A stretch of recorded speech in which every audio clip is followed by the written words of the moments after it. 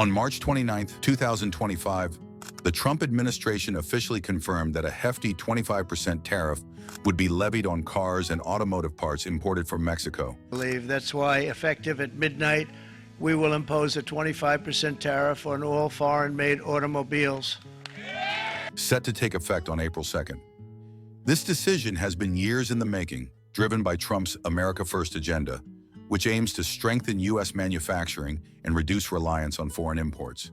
In his announcement, Trump argued that the new tariff would bring jobs back to the U.S., specifically to the automotive industry, sparking growth that would resonate across the country. For Mexico, the announcement of this tariff immediately sent shockwaves through its economy, especially the automotive sector, which has been integral to its relationship with the U.S. Mexican President Claudia Sheinbaum addressed the nation on April 1, 2025, stating that the country must remain open to dialogue and avoid retaliatory actions that would further escalate the trade war.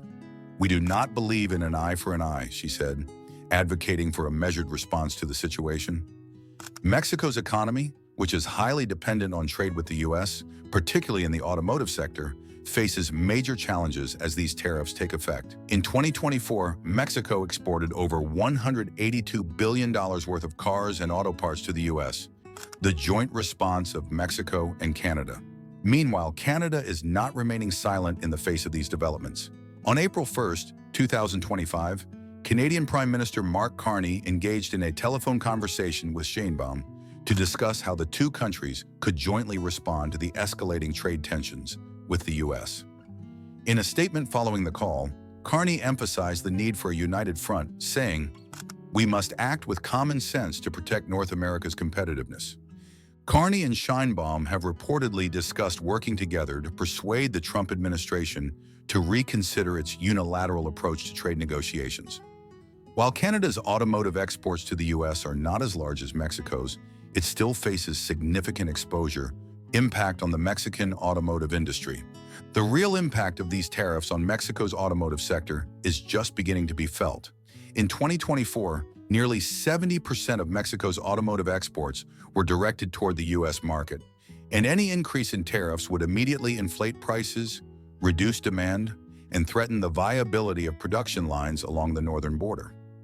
As Sheinbaum remarked in her speech on April 1st, "If the tariffs remain, thousands of workers in our border regions could lose their jobs, and our export volume would drop significantly."